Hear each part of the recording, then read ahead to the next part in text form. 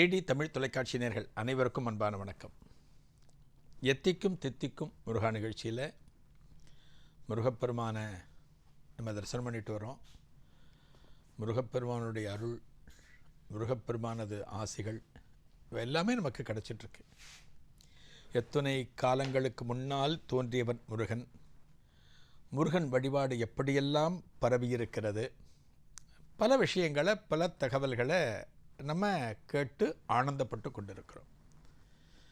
அறுபடை வீடுகளில் 6 படை வீடுமே சிறப்பு அப்படின்னாலும் பழனிக்கு ஒரு கூடுதல் சிறப்பு நம்ம சொல்லுவோம்.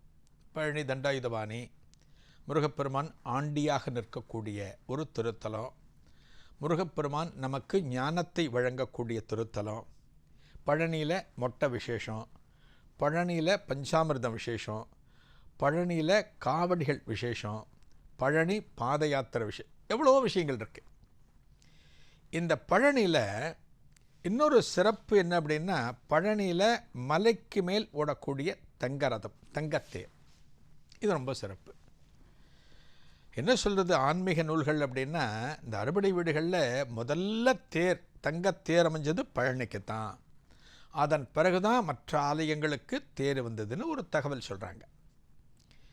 இந்த தங்க ரதம், தங்கத்தேர் அப்படிங்கிறது, இந்த தேருங்கிற கான்செப்டே, இந்த தேருங்கிற ஒரு விஷயம் பார்த்தாலே ஒரு நடமாடும் ஆலயம் அப்படின்னு நம்ம சொல்லுவோம். இப்போ திருவாரூரில் பார்க்குறீங்க, தேரோட்டம் பார்க்குறீங்க. கும்பகோணத்தில் சாரங்கபாணி கோவிலில் தேரோட்டம் பார்க்குறீங்க. ஸ்ரீவில்லிபுத்தூரில் தேரோட்டம் பார்க்குறோம். நெல்லைப்பர் கோவிலில் தேரோட்டம் பார்க்குறோம். இந்த தேர்லாம் பார்த்திங்கன்னா பிரம்மாண்டமாக இருக்கும். இந்த தேருங்கிறது மரத்தினால் பல நூறு ஆண்டுகளுக்கு முன்னால் தயார் செய்யப்பட்ட தேர்கள் இவை. இந்த தேர்களில் பார்த்திங்க அப்படின்னா, வீதியில் ஓடுற இந்த தேர்கள்லாம் கிட்டத்தட்ட ஒரு ஆலயம் போலவே காணப்படும். ஒரு கோவில் எப்படி இருக்கும், கருவறை, அதுபோல் தேரில் பார்த்திங்கன்னா ஒரு மண்டபத்தில் நடுப்புற சாமி. அந்த தேருக்கு மேலே பார்த்திங்கன்னா விமானம் இருக்கும். அந்த தேரை சுற்றி இருக்கிற சுவர்களில் பல சிற்பங்கள் காணப்படும். கிட்டத்தட்ட இது எல்லாத்தையும் கொண்டு தான் ஒரு தேர் அப்படிங்கிறதே நமக்கு இருக்கும். இது சாலையில் வீதிகளில் ஓடக்கூடிய தேர். இன்னொன்று, கோவிலுக்குள்ளேயே தங்கரதம் அப்படின்னு சொல்லுவாங்க. அது பழனியில் ரொம்ப விசேஷம். வருஷத்தில் 365 நாட்களும் 1-2 விசேஷ நாட்களில் ஓடாது. 365 நாட்களும் தேர் ஓடக்கூடிய, அதாவது தங்கரதம் ஓடக்கூடிய திருத்தலம் அப்படின்னா பழனி மட்டும்தான். 365 நாளும் போயிட்டுருக்கும். இந்த தேரை வச்சு யார் தேர் பண்ணி கொடுத்தா, இந்த தேர் எப்படி இங்கே வந்தது, ஒரு கதை இருக்குது. அந்த காலத்தில் சாது சுவாமி அப்படின்னு ஒருத்தர் இருந்தார் பழனியில். சாது சுவாமின்னு பேர். அவர் தினமும் கார்த்தால படி ஏறி போவார், மேலே போவார், கோவிலுக்கு போயிடுவார். மேலே போய் முருகப்பெருமானை தரிசனம் பண்ணுவார். சாயந்தரம், அந்த காலத்தில் பார்த்திங்கன்னா நடையெல்லாம் ரொம்ப சீக்கிரம் சாத்திடுவாங்க. ஒரு சாயந்தரத்துக்கு மேலே நடை சாத்திடுவானே கீழே வந்துடுவார். பழனி சாது சுவாமின்னு பேர் அவருக்கு. அவர் என்ன பண்ணுவாராம், முருகப்பெருமான் மேலே அப்படி ஒரு பக்தி அவருக்கு. முருகப்பெருமான் சந்நிதிக்கு முன்னாடி உட்காந்துருக்காருன்னா தன்னை மறந்துடுவார். முருகப்பெருமான் சந்நிதி மூடின பிறகு கீழே வந்தார்னா, மலை இறங்கி கீழே வந்தார்னா அழ ஆரம்பிப்பாராம். எல்லாம் சுற்றி இருக்கிறவங்க கேட்பாங்க, இந்த சுவாமிகளுடைய பக்தர்கள், அவருடைய சீடர்கள்லாம் கேட்பாங்க, சாமி ஏன் அழறீங்க சாமி அப்படிம்பாங்க. இல்லைடா, பழனி முருகனை இனிமேல் நாளைக்கு தான் பார்க்கணும், இன்றைக்கி இனிமேல் பார்க்க முடியாது, எப்போ ராத்திரி சொல்லுவாராம். அப்படின்னா பழனி முருகப்பெருமானுக்கு முன்னாடி 24 மணி நேரமும் இருக்கணும்னு ஆசைப்பட்டவர் சாது சுவாமிகள். இந்த ராத்திரி அந்த பழனி முருகனை பார்க்க முடியாதே, நாளைக்கு காலையில் தான் பார்க்கணுமே, அதை நினச்சா எனக்கு அழுக வருதுடா அப்படின்னு சொல்லுவாராம் சாது சுவாமி. அந்த அளவுக்கு முருகப்பெருமான் மேலே ஒரு அதீதமான பக்தி. அப்போ அந்த கோவிலில் ஒரு முக்கியமான பொறுப்பு, அறங்காவலர் குழு நிர்வாகிகள்லாம் நம்ம சொல்லுவோம் பார்த்திங்களா, அது மாதிரி ஒரு முக்கியமான பொறுப்பில் இருக்கிறவர் முருகேச முதலியார்னு ஒரு நண்பர். பெரிய பணக்காரர், பெரிய செல்வந்தர். இந்த சாது சுவாமி மேலே அவருக்கு ஒரு பக்தி உண்டு. ஏன்னா ஒரு பெரிய மகான், தினமும் முருகனுக்கு முன்னாடியே காணப்படுகிறவர். முருக பக்தியை தவிர அவருக்கு எதுவுமே தெரியாது. அதனால் இந்த முருகேச முதலியாருக்கு சாது சுவாமி மேலே அப்படி ஒரு மதிப்பு மரியாதை எல்லாமே உண்டு. இவருக்கு குழந்தை கிடையாது. யார்? முருகேச முதலியாருக்கு குழந்தை கிடையாது. கடவுளை பாருங்கள், எல்லா சுகத்தையும் கொடுப்பான். காசை கொடுப்பான், பொண்ணை கொடுப்பான், பொருளை கொடுப்பான், சுகத்தை கொடுப்பான். ஏதோ ஒன்று குறைச்சலாக வச்சுடுவான். குழந்தை கிடையாது.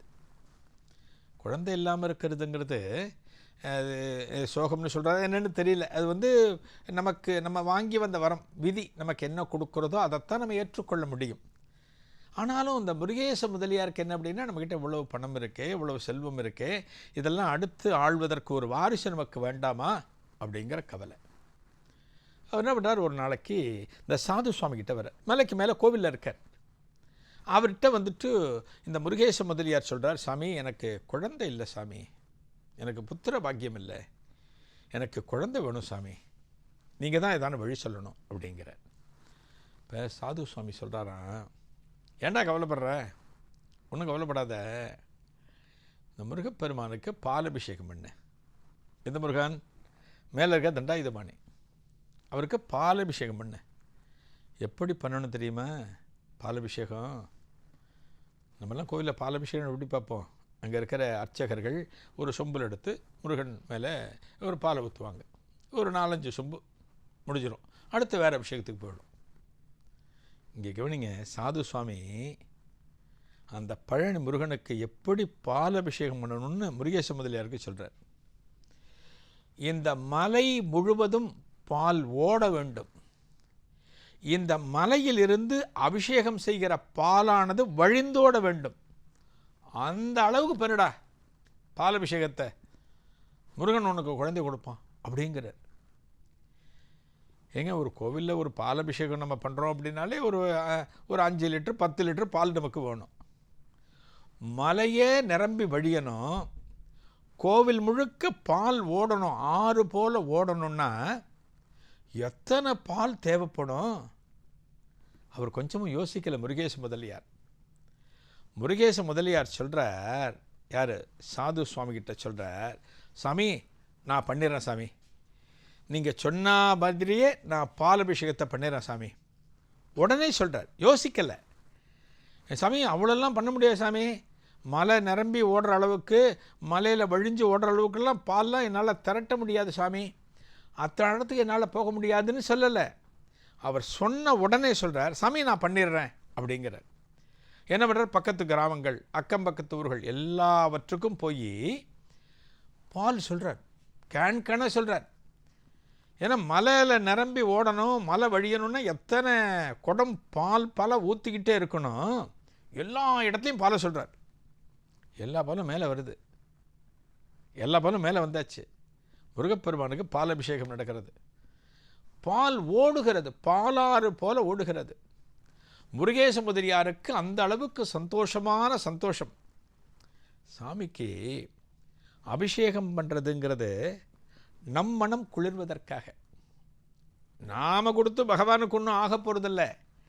நாம் பாலபிஷேகம் நிறைய முருகப்பெருமானுக்கு பண்ணினோம் அப்படின்னா, ஆஹா முருகப்பெருமான் சந்தோஷமாகி விடுவான், முருகப்பெருமான் நாம் கேட்டதையெல்லாம் கொடுத்து விடுவான்.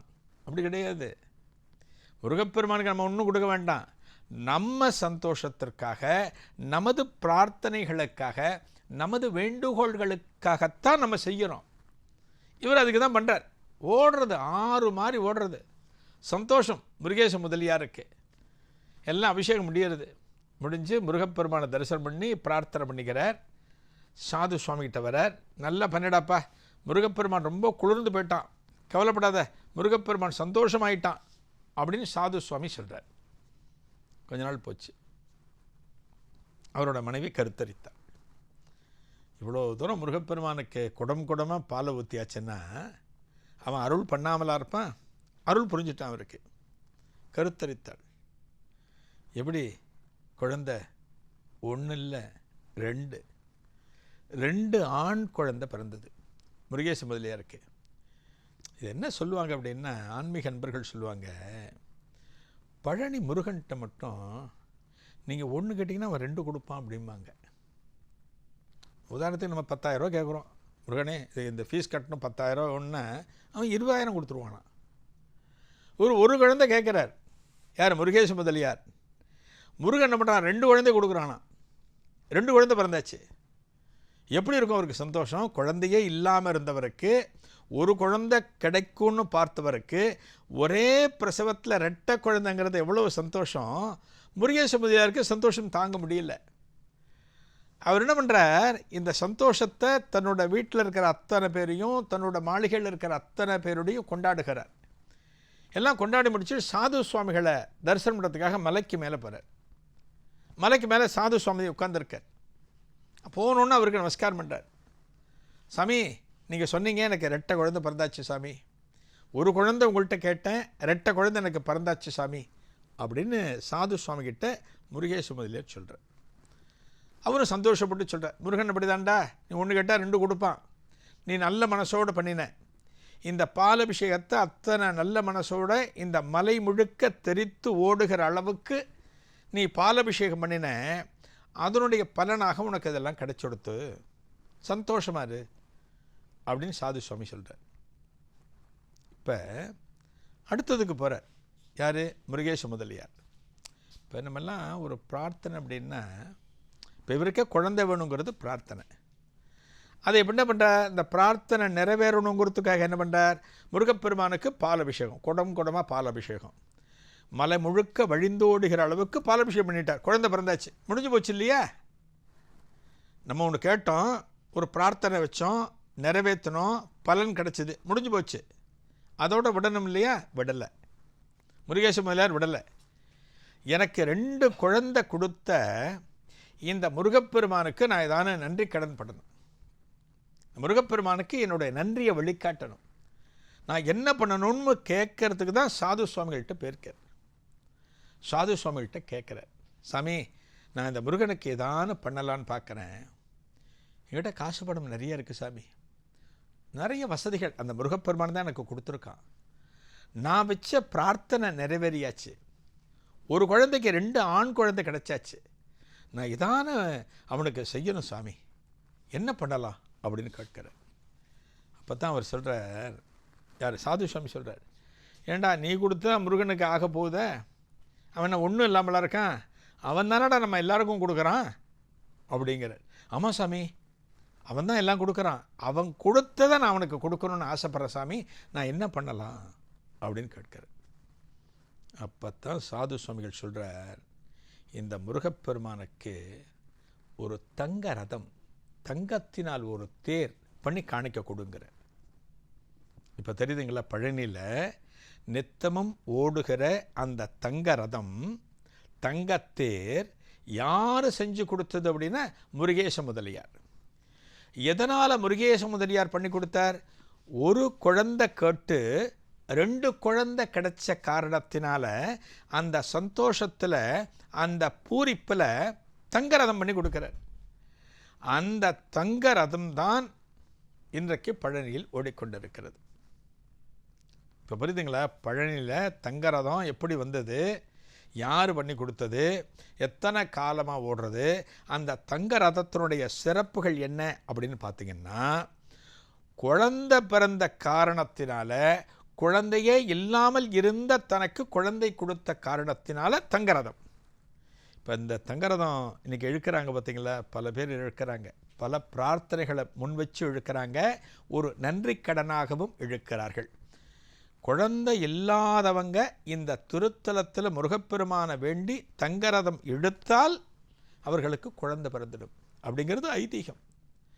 முருகப்பெருமான் நாம் கேட்டவுடன் சகல செல்வத்தையும் அளிக்கக்கூடியவன், இந்த சாதாரணமான சந்தோஷத்தை நமக்கு கொடுப்பாமல் இருப்பான? இந்த தங்கரதம் இப்படித்தான் பழனிக்கு வந்தது. நாளைய எத்திக்கும் தித்திக்கும் முருகா நிகழ்ச்சியில் ஒரு புதிய அனுபவத்தை காணலாம். நன்றி, வணக்கம்.